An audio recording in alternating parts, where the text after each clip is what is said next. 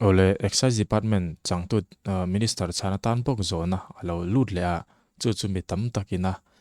kan beng ver maile kan ngai ven Sarkar hian zu a Zawrh don em ti kha ani mau maya engponi che video hi in clear le photeng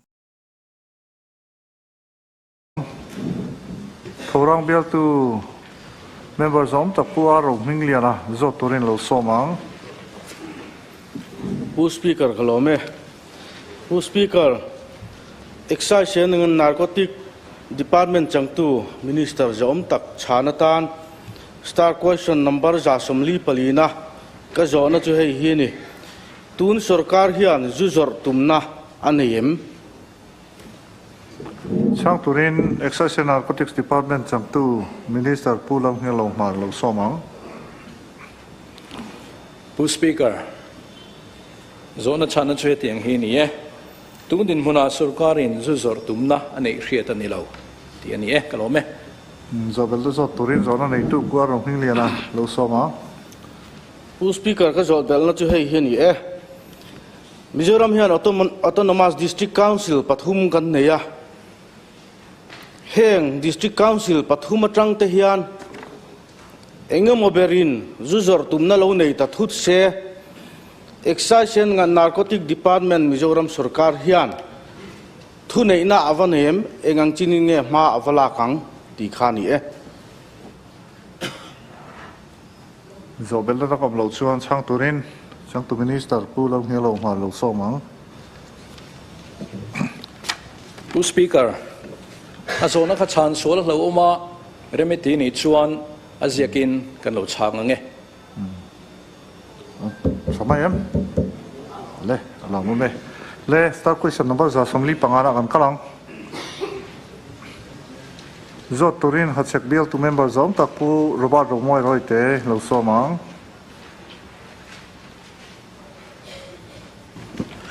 Speaker School Education Minister za tak chana ta na ka zona chu hei hi ni aizol kho pui municipal area chunga government primary school le government middle school engzat nge oma enrollment le teachers engzat ve nge an nei ti ani chang turin school education department chang tu minister Dr. Wanlal Thana lo somang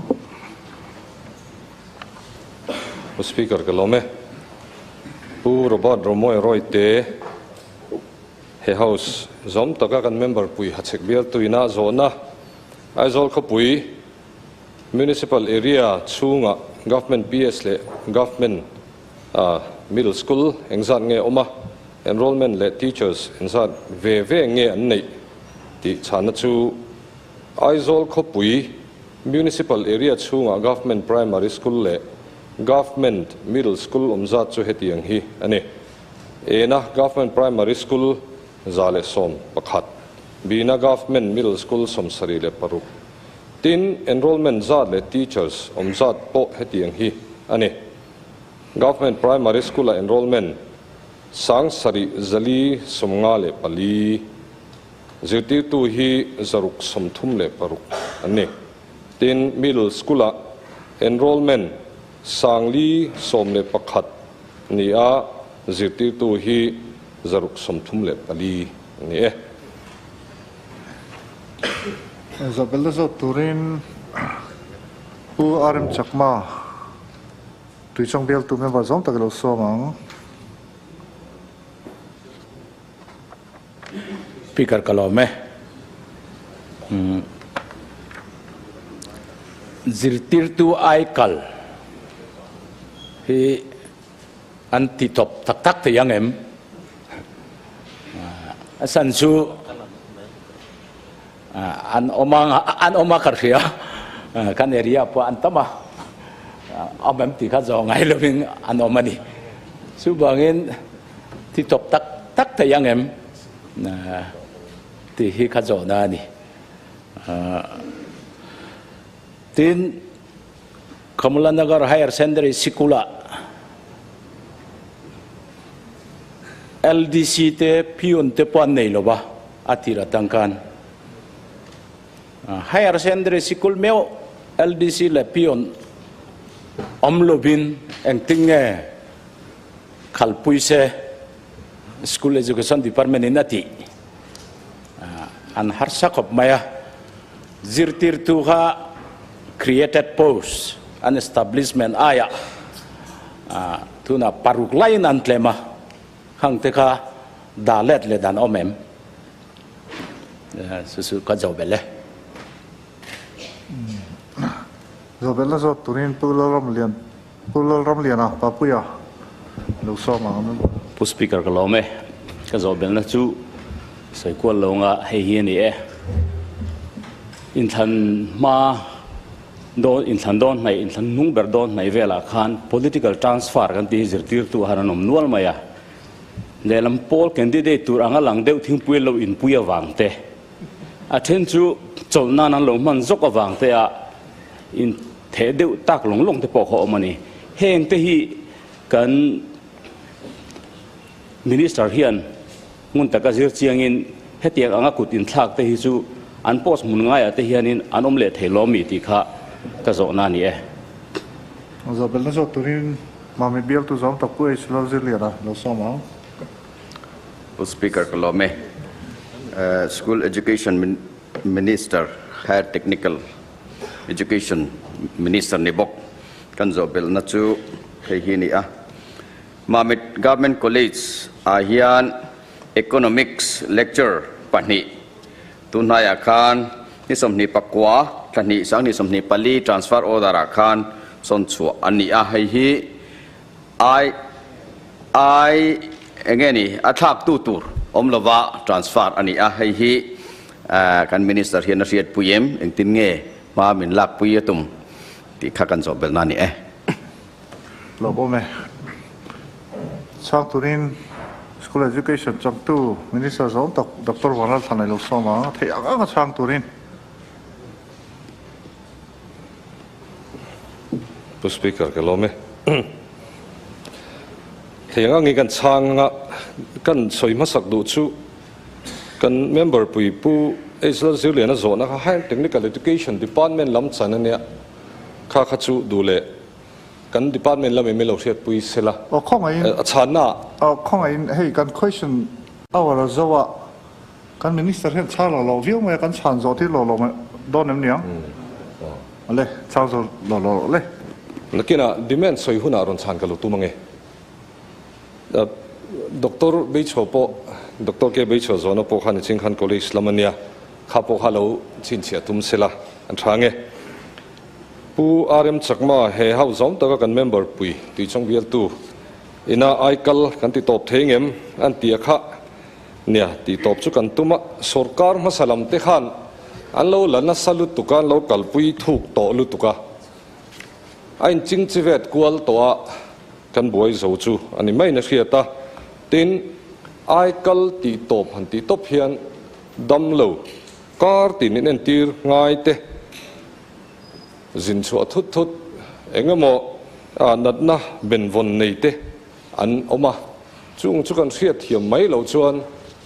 thingtlang kil khora vakal ro ti la chu salama son I hun to va mang ro tin ang deuh te ani awangin mihring na atanga ngai tu na kan se na nga ya ama ro chu kan thei top chuan ti top kan tuma nimina kan house leader zom takina aron soi kai ti application te po school education department ina amhan turin ICT department in an boi pui me ka kha application mang khan zirti tu ten kal tak takem tak tak lowem ti te an mani in register na phone number mangin kan endo na chutiang chuan kan zuini ti kan soidua tin nia aikal hi official kan nei hi mi zanga som thumle pati an nia chu engamo za hi chu an let le to ti po kan thria aikal lola te khatianga a then chu nia lo sum dong ta lop te po noma mini wang chuan heng ho hi chu an let turani kan ti a theng ang chuan kan in vo ve ni kan zui zel do na tin aikal chungchang hi DPNAR lampanga thelu chho ania anin remchang an tiangin ma an lo langa อันนี้เฮติเฮนมาลารูอันรอนเตียงินมากันละเวเลโดนอันนี้ที่น่าสนปัญหานะกำลังนักHigher Secondary School จงจางค่ะให้ตัวน่าเฮียนอามาอาสกันภาษาอินาจิรนัดลูกเชลนานตีย SCDP หน่วยจิรตีตัวโลลักเตมาร์สเข่งบักอันทอดที่โตดอนโลวางินรวมมันนักันเสียมเบละจิรตีตัว minimum requirement ตาริงวัดปอสังขัดจลีเลสมปังอาอมาสตียงชวน vacancy กันเนี่ย minimum requirement เน้นall เน้นกันเอ็นดิกาFinance Department กันดีลโชว์อ่างกันเทโชว์โดนบวยปุยตัวระตำคบไหมให้มีอาเฮียน Finance Department ละมินมีลบพัลสักนิดชวนกันเราใช้ซื้ออย่างเจ้ากันเราง่ายปุยหมองเจ้าติขากันใส่ดูอันนี้พิออนเลย LDC ปอโอ้จิตติตัวบ้ากะ LDC เลยพิออนติขาอีกันเราเสียอ่างมาเสไงตัวเตลง่ายจูexam center กันไงปุยหมอบีกันไงexam centerเขาฮีอันหาชีนะน่าตมา school ส่งส่งอาเฮียนพิออนเลย LDC กันด่าเวกเทียววะเทียงอังอินกันเราเอ็นงา exam center นั้นนี่เพจชวนเปียกไงกันเราตุ้มังทีนปุลรำเลียนะลุงเลยโนดเบียลตูน่าลุงเลยเศร้าจกมีรอนโซนะเนี่ย political transfer จงจางค่ะเลขารอนเทงเฮมครบแม่คนทั้งละมาจังเพก็ชวน